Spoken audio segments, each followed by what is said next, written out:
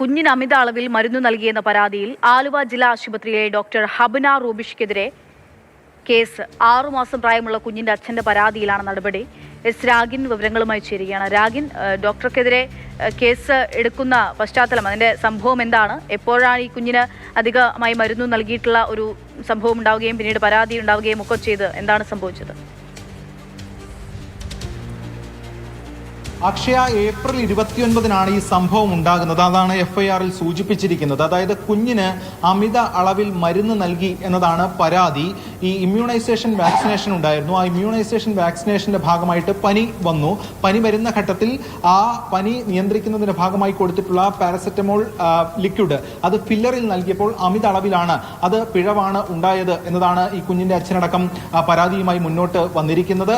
ആ പരാതിയുടെ അടിസ്ഥാനത്തിലാണ് കേസെടുത്തിരിക്കുന്നത്. BNS 125A പ്രകാരമാണ് കേസ്.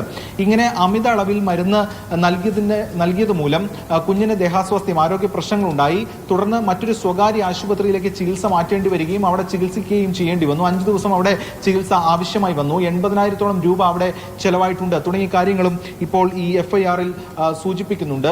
ആലുവ ജില്ലാ ആശുപത്രിയിലെ ഡോക്ടർ ഹബ്ന റൂബിഷ്ക്കെതിരെയാണ് കേസ് രജിസ്റ്റർ ചെയ്തിരിക്കുന്നത്. ആലുവ വെസ്റ്റ് പോലീസാണ് കേസെടുത്തിരിക്കുന്നത്. ഇതിന്റെ ഭാഗമായിട്ടുള്ള തുടർ നടപടികൾ പോലീസ് സ്വീകരിക്കും. ഏപ്രിൽ 29-ന് ഈ സംഭവം ഉണ്ടാകുന്നു. അതിനുശേഷം പിന്നീട് ഇത് സംബന്ധിച്ച് മറ്റ് ആശുപത്രിയിൽ ചികിത്സ തേടേണ്ടി വരുന്നു. അതിനുശേഷമാണ് ഇപ്പോൾ പരാതി വരികയും തുടർന്ന് കേസ് രജിസ്റ്റർ ചെയ്യുകയും ചെയ്തിട്ടുള്ളത്.